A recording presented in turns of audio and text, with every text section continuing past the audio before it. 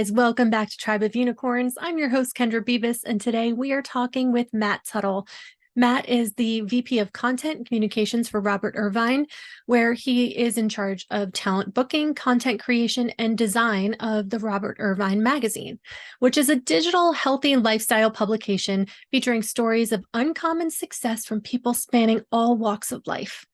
I am so excited to talk to Matt today. He's had quite an extensive career, and as per our usual type of guest, it has not been a straight and narrow path for him. And I'm so excited to get into the details of how he created this incredible career in alignment with his life goals. Let's grab a cup of coffee and let's go. All right. Hey, Matt, how are you today? I'm great. How are you? I'm good. It's so nice to see your face. You are in Long Island like me. Yes. Yes. I'm very much done with summer. We're on the last day of August here. I'm always midway through August. I'm done with summer, so I'm looking forward to sweatshirts and football and all that stuff. Well, I'm so excited to talk to you today. Why don't you tell us a little bit about your journey to where you got to today? All right. Well, so today I'm VP Content and Communications for Chef Robert Irvine from the Food Network. We've done 3 books together, 2 cookbooks, and the new book is Business Leadership, Overcoming Impossible. I met him when I was at Muscle and Fitness magazine. I got big into strength and conditioning when I was in college. I never thought that I would be able to marry my major, which was journalism, sports journalism specifically, with that. But funny thing happened was, I remember it was my senior year, and they sent us out to cover the Basketball Hall of Fame inductions at the Hall of Fame in Springfield, Massachusetts. And I was so excited. We were going to interview Moses Malone, Coach K, Bobby Knight, all these people. And there I am, with this dream that I'm going to go back to Long Island. I'm going to be the beat reporter for the New York Mets. That's what I wanted to do. And it took the experience of being in one professional press pool to realize that was not what I wanted to do at all. Isn't that so funny? Yeah. We always think I mean, we know which direction, and then we get exposed to it and we're like, oh, no. No, the thing that I had thought forever, because I grew up reading the newspaper, the sports pages, and just thought that you watch baseball for a living. Come on. And no, I mean, I'm standing there with 50 other people. We all have our recorders out, and I'm like, wait a second. We are all getting access to the same exact material. So we all get to write 50 different, slightly different versions of the same exact thing. Please, come on. With all that work, to land a job at a big publication, it's like, congratulations, you get to contribute to the pile of stuff. Mm-hmm. And it just didn't look fun. And then I realized that, when you work in magazines, everything is an exclusive. You're dealing one-on-one with a person who's a lot more willing to open up and talk about real things than they are in a press pool. I mean, come on. So I started thinking about magazines, and I sent out all my clips when I got out of college to a bunch of different ones, and Muscle and Fitness wrote me back and said, let's put you on an assignment. And then I hit that one out of the park, and they gave me a bunch more. And in the meantime, I went off to write for a daily paper, did do the sports journalism thing up in Vermont for a while. And then when Muscle and Fitness moved to the East Coast, they hired me full-time down in New York. And then I was editing Chef Irvine's column in the magazine from day one. And he really liked what I was able to do, which is, they'd send me a spreadsheet with the recipe, and I would create a story around it. And he said, okay, we have to do a book like this. So, and then once that came out, I've been with him full time since 2016. Wow. Oh, wow. So I had thought you guys met at a training session or something. So he was a contributor to the magazine and you were working with him on that way. Yeah, it's so funny. It's so funny. Because at the time that I was up in Vermont working for the paper, I was sending out like basically pitch decks to the different health magazines, and part of the pitch was, even though I had no idea who I didn't know him, I just watched his show, which was Dinner Impossible at the time. Part of my plan when I was applying to these editor jobs at the magazine was, you bring in Robert Irvine, you have him write a column. He's the muscular chef. You do this, and all that stuff went unnoticed. And then, literally on day one, when I started at Muscle and Fitness, they were like, "We want you to edit this guy." And I was like, "Oh my God." And they're like, "You know who he is?" I'm like, I've been screaming from the rooftops that someone needs to do this. So yeah, it was a really weird serendipitous thing. I don't know. You talk about law of attraction and all Oh that kind yeah. of stuff, but my goodness, I mean, what a bizarre moment that was. And then so he approaches you, we need to do this kind of a book, and you're just like, yes. I mean, were you? No, yeah. So once I developed a rapport with him, I said, I'd like to write a story about you and pitch it to, like, the Daily News. Really want to talk about, everything, how you got your start and why it is that you want to help these failing restaurateurs, fix their businesses. And I never wrote that piece because I just started, we had such a conversation out of it. Now I was in like a business partnership by the end of it. He was just like, "Listen, you're coming with me. This is what we're gonna do. You're gonna do a book." And I was like, that sounds like a better idea than pitching the one article. So sure. Very cool. So I was reading in your bio that one of the things that you kind of at your core is to make sure that you write stories that excite you and that the readers would actually want to read. And I would assume that you do the same with the content that you create for Chef Irvine. Yeah, I mean, there's a there's so many things to be said for, chasing what excites you, and that's what's going to get the best out of you. And I would just say I'm simply not good enough to do it when my heart is not in it. I can't just kind of, you know, there are times, yes, when you have to kind of just muscle through with what you have, but that's never anything that I'd want to save or show to people. Or it's always the stuff that you're on fire to do, that you would say, right, "Hey, look at this." It's never the things that you just kind of have to force your way through.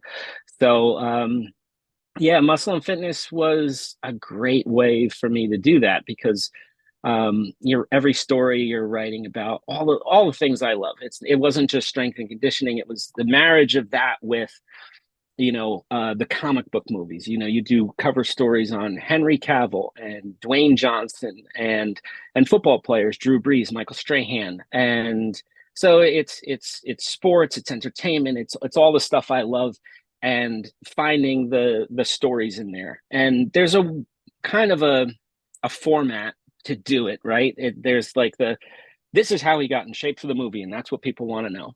But I took great pride in finding like a more meaningful story in there. One of the stories that's up on my website is that Henry Cavill story, the that we did for Man of Steel. Mm-hmm. And it wasn't like he needs to get in shape and look this way to look good in the suit. He needed to mentally become the guy. Yeah. And his trainer gave him this training regimen that was so difficult that he would have a look in his eyes when he was done with it. And that look in his eyes would be, "I can do anything." And that's what Superman needs to look like. It Yeah. needs to be in his eyes, actually. And so, digging a little deeper, you're not able to dig deeper if you don't really care about it. And I really cared about all that stuff. So I've been lucky in that way, that there's not too much anymore that I have to do that's not up my alley. I get to call my shots. Well, that's what I love about what you've created, because it really is something that, like, if you were, a 10-year-old kid and you said create what your vision of your future career looks like, I'm sure this was not it. It didn't exist. Like, and Exactly. that's what I just respect so much, is you stood really, I mean, a lot of divine intervention too, but you saw the opportunities and ran with them, And it seems like I've watched your career through the years, and you always kind of really stay true to who you are and how you want to spend your time, where you want to do your work, who you want to do it with. It's really impressive. Yeah, there was a great piece of advice I heard, which was calculate less. And when you just hear those two words together, they make so much sense because you can spend all this time calculating, like, I want to get there, and if I meet this person, and then I talk to that person, and then I do this, and then I do that, and if they like the way I do this, then maybe blah blah blah. When you're going a million miles an hour and you're doing the stuff that really excites you, that stuff just happens. Yeah. It's a byproduct of the effort and the passion and everything else.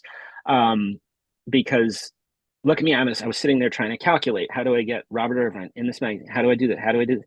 And then once I finally gave up on that and forgot about it and just went a million miles, then it just happened. Like, you can't make that stuff up. No.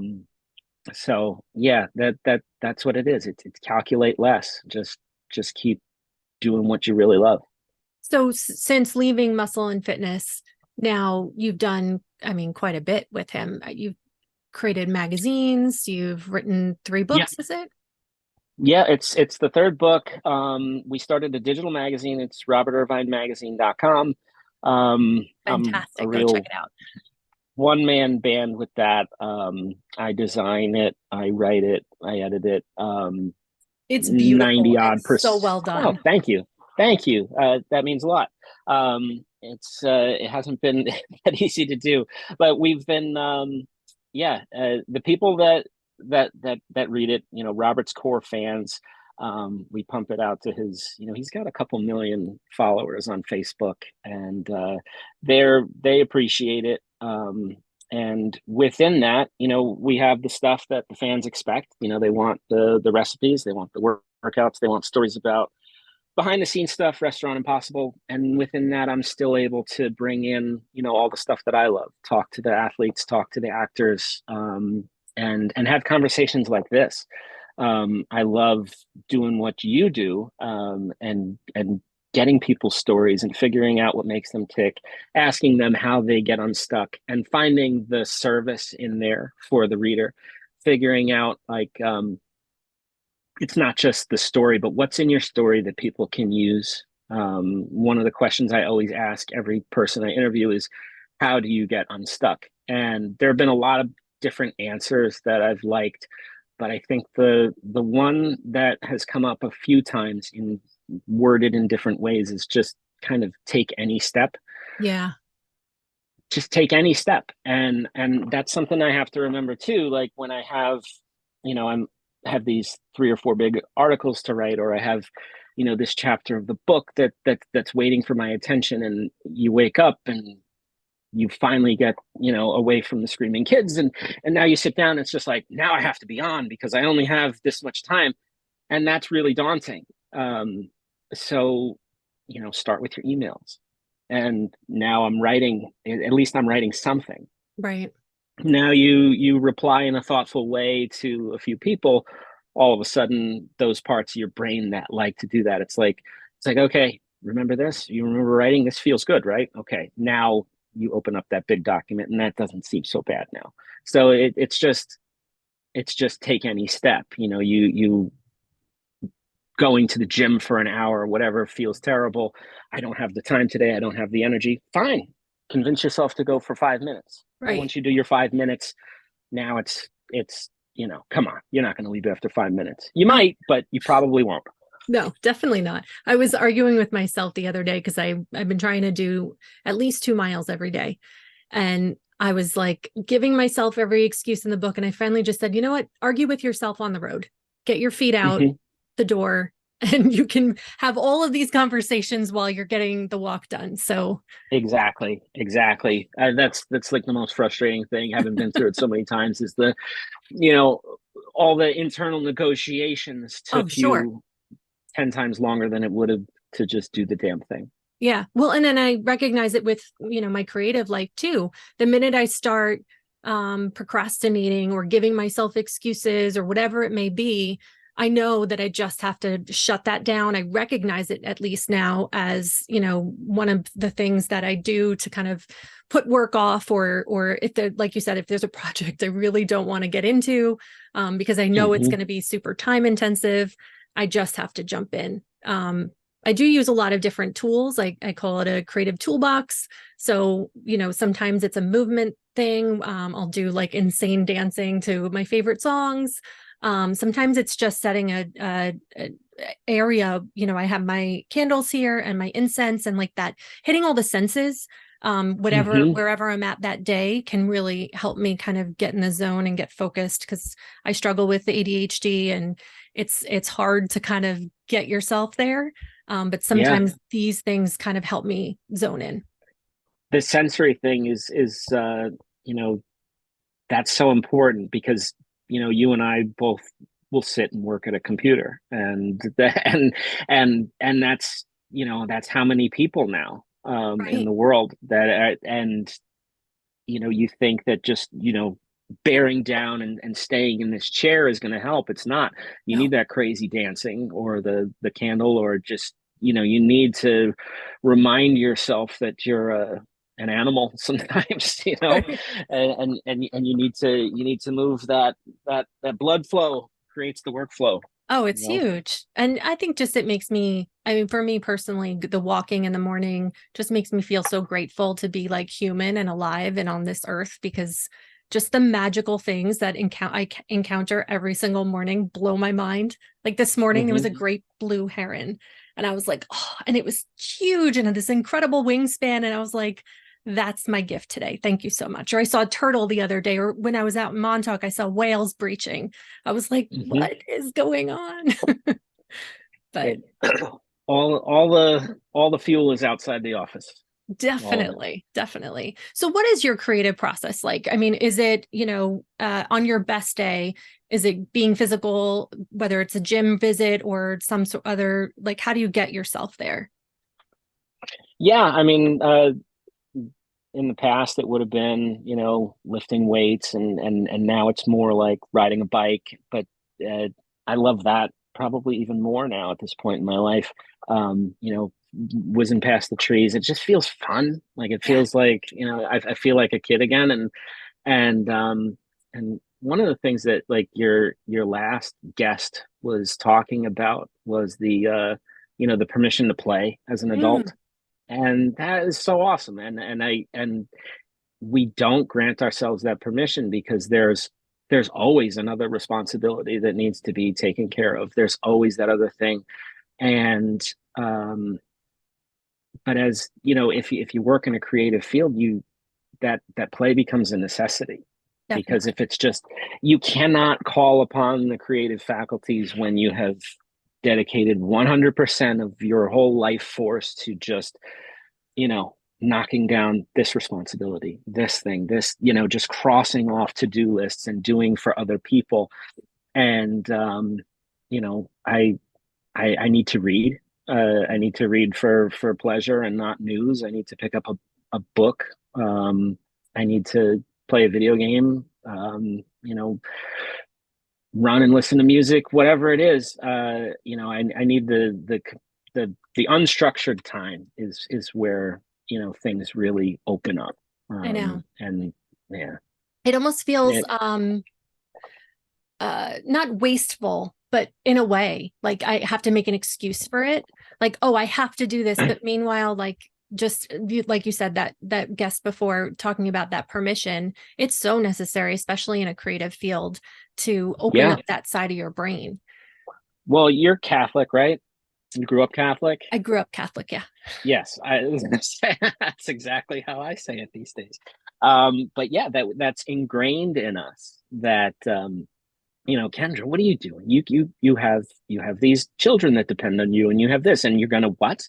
Right. You need to dance now. Oh, and there's that nagging voice in your head, like, oh, look who's special. That is a thing to overcome. And I know it's not just Catholics. There's so many different ethnicities and religions that ingrain this, this guilt. Hmm. It's this, do you think you're so special? What about everyone who needs all these things from you? What do you think you're doing? And it takes a lot to get past that, but the good stuff can't really come until you do. Yeah, I think there's a lot of faith in the ability that you have to both create time for yourself and what you need, and then also getting the things that you need to get done. And I think one of the Hmm. things I've recently, because I never, if you asked me last year, can you set aside, an hour and a half a day to take time for yourself, whatever that looks like, I would have said absolutely not. There is no space for that. You just have to make the space for these types of things. And that's what I've been doing lately. And shockingly, everything still gets done, probably even way better and more efficiently than it did before. Yeah, yeah, yeah, 100%. And then all your experience leads you to a point where you know how much you need. You know what's the little hit of that fun that is going to be just enough to set you off, and now you can go on your way and you can do your thing. Yeah. Um, I was something I was thinking about. I was thinking about talking to you just to segue from that experience. Sorry, I'm getting that. Send that to voicemail. Sorry about that. Okay. Um, uh, I was thinking that just all my experience has led me to a point where I have just, it's all about shrinking the amount of time that I need to look at my work in a cold, calculating way, as if I were someone else. Because when I think back to the early part of my career, or when I was in college writing something, um, woe be unto the editor who dare to change a word of my masterpiece. My gosh, this is, you're totally married to it, and it's so important. And um, and then I remember picking up a piece like months later, and I was like, "Oh my God, this sucks. This is a bad article." And I went to war over not changing like any part of it. And that is a really humbling thing. It's embarrassing. It feels really crappy because you know what you put people through to fight for your quote unquote vision. And then, I go off to a daily paper where it's not you're putting out something occasionally, you're publishing every single day, maybe more than once. And now all of a sudden, the thing is gone as soon as you're done with it, and you have no more attachment to it. And come what may, it belongs to the world now. And that amount of time that I need to be able to look at it cold has gone from that, like, oh, I need months between having written something and looking back and being cold with it, is now, it's just like the very next day. I open it up. Nope, crap, that needs to come out. Okay, that's not bad. Good job. Good job yesterday, Matt. That's we'll allow it. That's fine. But no, you didn't work through this idea that well.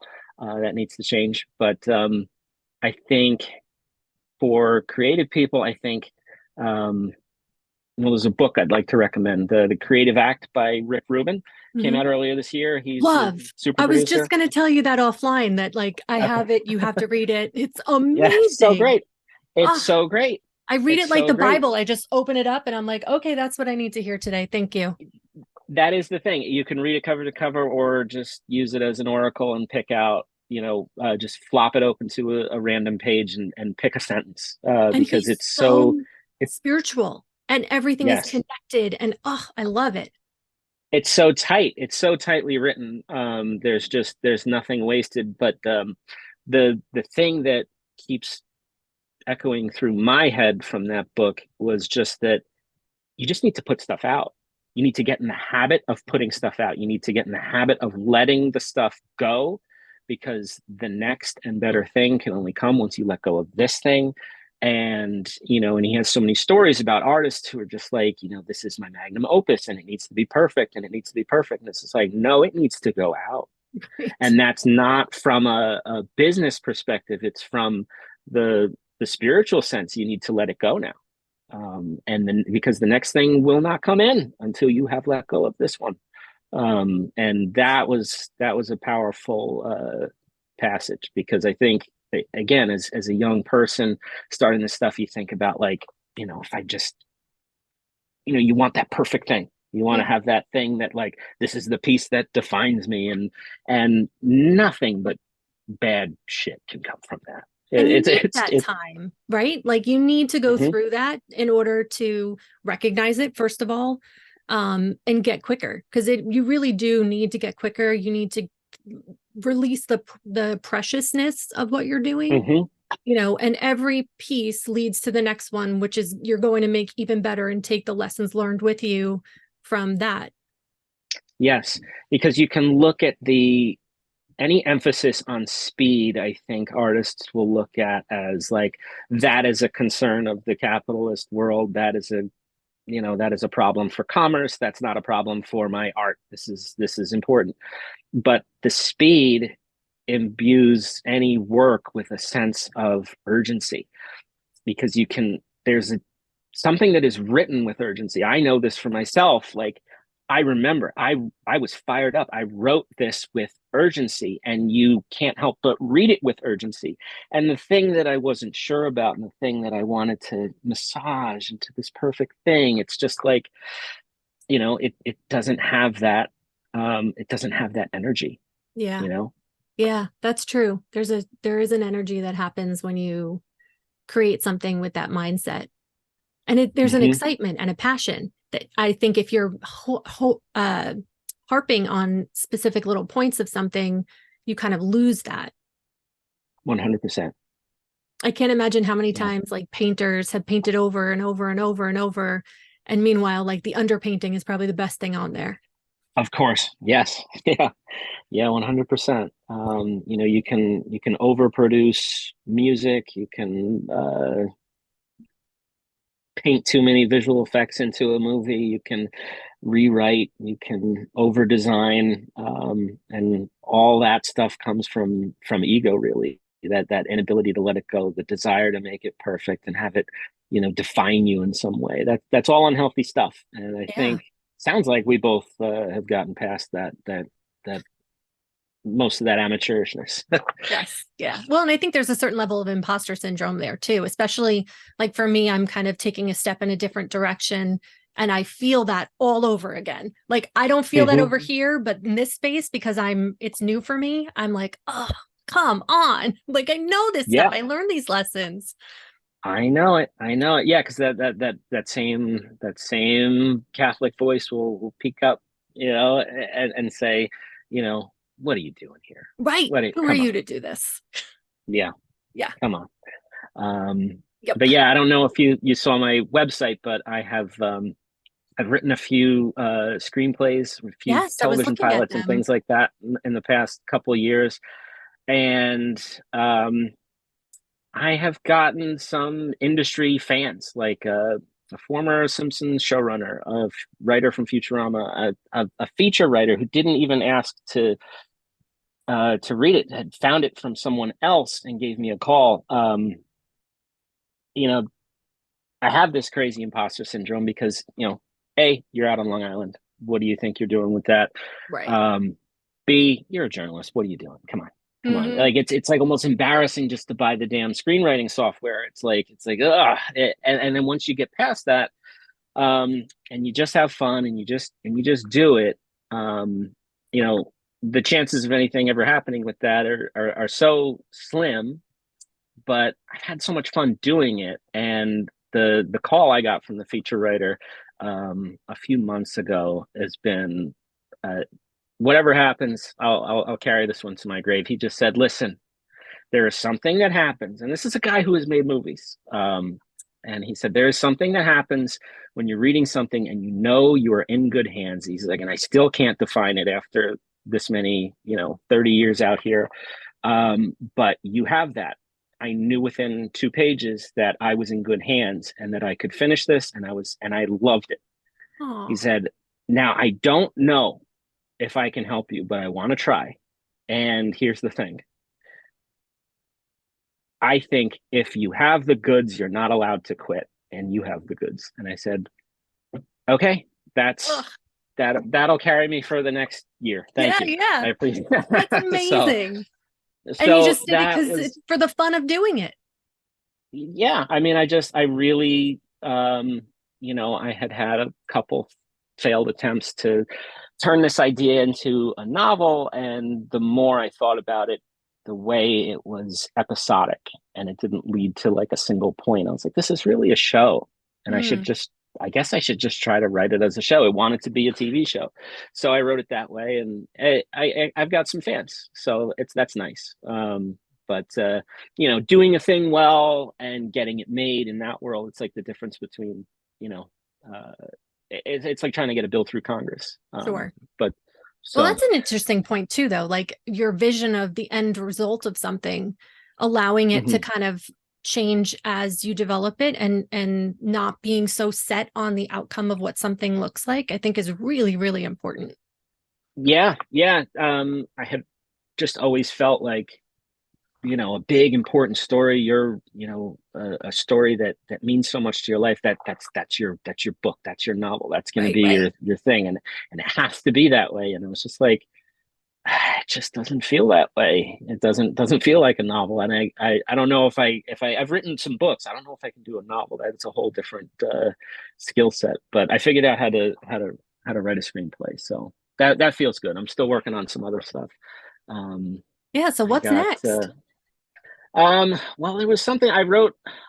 I wrote a spec episode of Family Guy, Hmm. which you're told nowadays, like, that used to be the way you got staffed on a television show, was that you'd write an episode of a different show, so people say, oh, you can imitate this voice really well. um, okay, great, you can slot in. That's not what they do anymore. They really just want to see pilots. So I just wrote a couple of pilots, but for these different fellowships, like the Warner Brothers one, they still want to see spec episodes. So I Hmm. applied to the Warner Brothers Fellowship, and as soon as I had my idea, I said, "Oh my God, there's no way they'll like this at all." But I was having so much fun doing it, so I just wrote it, and I submitted it to this industry list called the Stunt List. It's like they put it out every year. It's the best unproduced spec episodes of television, and there are like 40 scripts on it. There are, and just about, I think, like 37 of the writers are all work in Hollywood, and I'm like one of the three that doesn't. So I Oh, made this that's year's list, amazing. but they won't publicize it or push it out because it was set to go out like in the middle of May, and the writers went on strike like May Oh, 1st. yeah. So it just, as an act of solidarity, to not promote any screenplays at all. Mhm. That's all on the back burner until it gets resolved. But Well, yeah, there's hopefully that that. gets Yeah, resolved and everybody gets what they deserve and it can move on in a really positive way. yeah. Well, it's existential. Like they literally cannot go back to work under the conditions that, like, we might replace you with AI. We Right. might just have AI write something, and then we'll just ask you to fix it. The AI will come up with the story ideas. Meanwhile, the AI doesn't have anything except what it's been fed, which is all copyrighted material that these people came up with. It's a really it's an inflection point, and I just know that, like, they can't afford to half save themselves and buy themselves a few more years of work. They need to make sure that they're shored up long term. So Yeah. it could be a while. I've been watching the coverage through the eyes of Adam Conover. I don't know if you're familiar with who he is, but he went to Shoreham.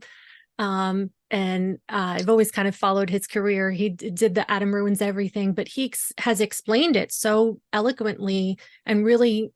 I didn't realize the way writing happened in Hollywood. Now I was like, oh my gosh, this is insane. How do you have a Mhm. family? How do you pay a mortgage? So yeah, I'm hoping that it goes the right way and everybody comes out winners on the Yeah, writer's side and of it's a strong things. union. I think they'll get the job done. Very good. So you know, anybody listening to this, if there's one thing that they walk away with from this episode, what would you want that to be? I would have to say then, just find your North Star. I think your gut knows better than your conscious mind. so many times in your life when you think about different people you met and the gut feeling you had about them versus what your logical mind was telling you about how maybe they could help you or they were a good person to know, that could get you somewhere else. um, your gut usually has the right of it. And if you can have the courage to just listen to it and understand that, you know, no doesn't necessarily mean no. It might just mean, not now. Uh, then I think you'll be fine with whatever it is you're trying to do. Um, because when I think back about how many times I have been just maddeningly frustrated trying to get, into magazines and then trying to get to the next step and all that calculating I did, if I had just kind of sat back and followed my gut, I would have saved myself a lot of stress and had a lot more fun. Love it. Totally agree. Well, So, thank you so Matt. Thank you so much, Matt. yeah. I'm going to Thank put you, all your Kendra. links. I'm going to put all your links in the show notes so everyone can find you. What's your favorite social channel? I'm on what was always called Twitter, and now it is called X. I'm there until he burns it down to the ground completely. I can't help myself, but I do think you need to level with your audience and give the full disclosure here about Oh, how we yeah. know each other. Yeah. I think that's important because, guys, I met Kendra and my wife in the same evening. I met my wife at Kendra's Halloween party. I went as Mike Piazza and she was Mhm. Snow White, and I really didn't want to go. I was very tired from the day at work, and I was just harassed into it by my friends. And and you could take this as inspiration or a warning, but when I saw this girl, I saw this girl across the barn where we were, Yeah. It was a big barn and party. I just said, I had no hope of it. I had no hope. I identified her as that as a girl who was out of my league, and I have no business talking to her. But I absolutely refuse to watch one of my friends talk to her all night. That is going to hurt. And I was like, I've seen this movie before. I'm not doing this. I'm not going to let whoever it is, go over there and talk to her all night. And I'm just going to be sitting there scowling. So I just went up to her and I said, "Hi, I'm Matt. Nice to meet you." And now we're married. So, like I said, inspiration or warning about being bold.